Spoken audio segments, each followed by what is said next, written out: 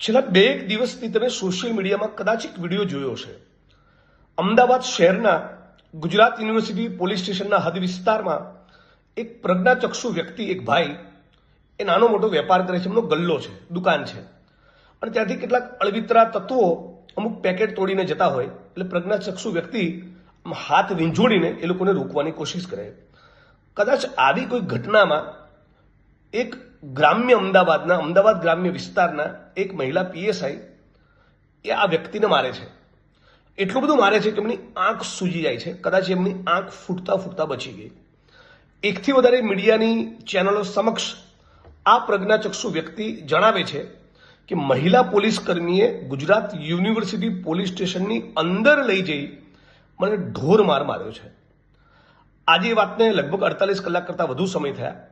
આજ દિન સુધી બીજા વિસ્તારની મહિલા પીએસઆઈ ગુજરાત યુનિવર્સિટી પોલીસ સ્ટેશનની અંદર કથિત રીતે ઘૂસી આ પ્રજ્ઞાચક્ષુ વ્યક્તિને માર મારી જાય તો મહિલા પીએસઆઈ ઉપરાંત ગુજરાત યુનિવર્સિટી પોલીસ સ્ટેશનના સ્ટાફના કર્મચારીઓ પણ કાયદાની કલમ પ્રમાણે આરોપી બને।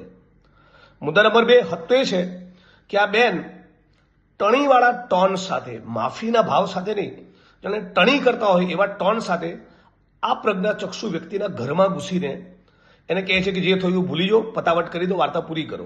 એવો આખો એમનો ભાવ, એવો આખો એમનો એટીટ્યુડ છે। જે પણ મીડિયાના લોકોએ બાઇટ્સ લીધી, બાઇટ તમે જુઓ તેના પરથી તમને સ્પષ્ટ દેખાય।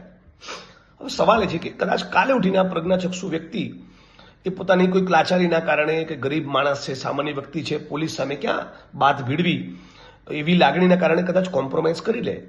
પણ સવાલ એ છે કે શું ગુજરાત યુનિવર્સિટી પોલીસ સ્ટેશનના પોલીસ ઇન્સ્પેક્ટર, એમના સંબંધિત એસીપી, ડીસીપી અને જોઈન્ટ કમિશનર ઓફ પોલીસ કે અમદાવાદના પોલીસ કમિશનર, શું આમની જવાબદારી નથી બનતી કે ગુજરાત યુનિવર્સિટી પોલીસ સ્ટેશનમાં ઘૂસી પ્રજ્ઞાચક્ષુ વ્યક્તિને માર મારનાર અમદાવાદ ગ્રામ્યના પેલા મહિલા પીએસઆઈની સામે ગુનો દાખલ કરીએ?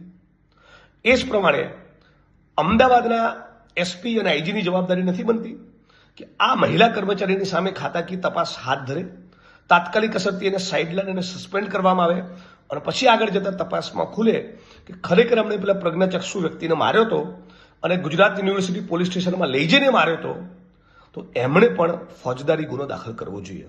હું આશા રાખું છું કે મીડિયા અને અમારા જેવા વિપક્ષના માણસો આ મુદ્દે થોડુંક બોલવાનું શરૂ કરે, આના વિડીયોઝ વાયરલ થાય, એના પછી પોલીસ હરકતમાં આવે એ ઠીક નથી।